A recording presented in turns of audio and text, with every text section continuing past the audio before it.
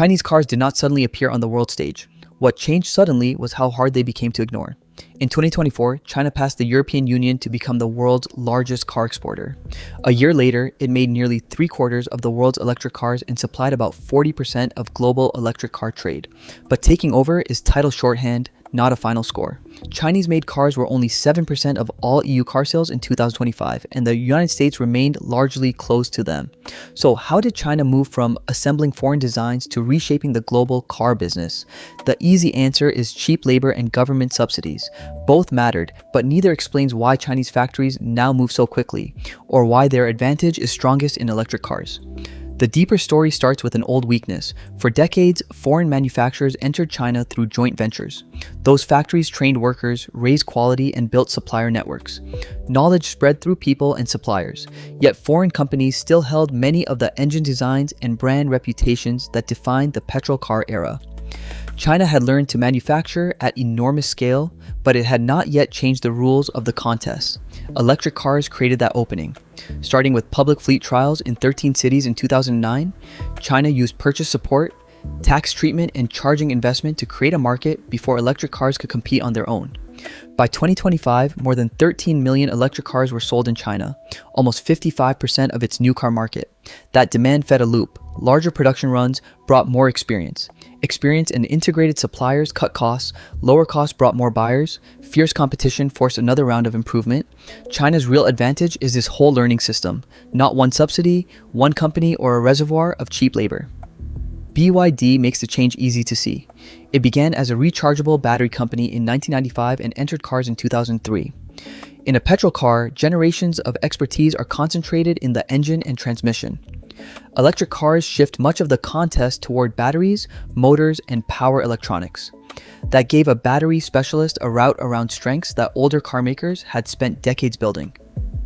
BYD is not the whole Chinese industry. It is the clearest proof that electrification rewarded a different set of capabilities, just as China was building those capabilities at exceptional scale. This is where scale becomes a cost advantage. In 2024, producing a comparable small SUV in China cost more than 30% less than in advanced economies, whether the vehicle was electric or petrol-powered. The largest gains came from scale and vertical integration. Labor and energy played smaller roles. Battery cells in China cost more than 30% less than in Europe and more than 20% less than in the United States. Before 2018, China and the United States had made similar cumulative quantities of electric car batteries. By 2024, China had made more than 6 times as many. Each production run offered another chance to improve yield, simplify assembly, and spread fixed costs. Dense local supply chains made those lessons easier to apply, but large factories do not improve by themselves. China's crowded home market supplied the pressure. Dozens of manufacturers chased buyers who could compare new electric and plug-in hybrid models at speed. Companies cut prices, adopted popular features, and accepted thinner margins. By 2025, nearly 70% of battery electric cars sold in China cost less than comparable petrol cars even before incentives. That result matters more than any one flashy model. Electric cars have become the cheaper mainstream choice for many Chinese buyers. The same contest that sharpened products also left manufacturers with narrow profits and plans to keep busy. The learning machine now needed markets beyond China. That is why the export wave looks sudden. Chinese electric car exports doubled to more than 2.5 million in 2025. Outside Europe and the United States, imports from China supplied 55% of electric car sales, up from about 10% in 2021. In the European Union, Chinese-made vehicles reached 20% of battery electric sales. Chinese-made includes cars from foreign headquartered brands, so it is not the same as Chinese brand share. And shipments are not always sales. Reported exports exceeded estimated overseas sales by more than 25% in 2025, suggesting that some cars were waiting for buyers.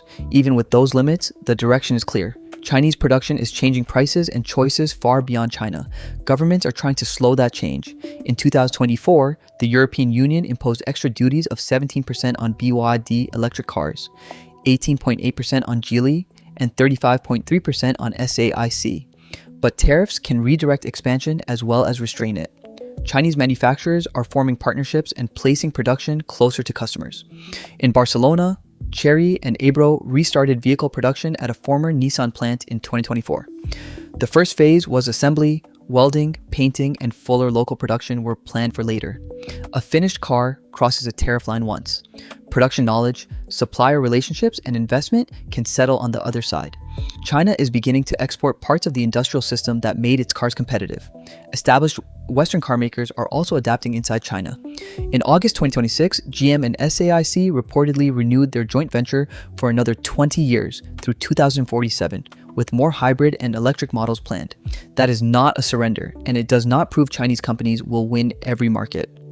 It shows that a partnership formed when China needed foreign manufacturing experience still matters after China became the faster moving electric car center. The direction of learning is no longer one way. China has not won everywhere.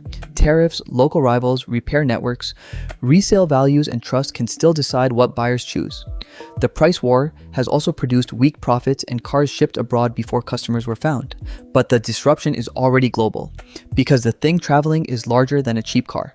China built a market that turns demand into scale into lower costs, and competition into speed. Chinese cars look sudden because that system spent years accelerating out of sight. Now the system, not one unbeatable model, is taking on the world.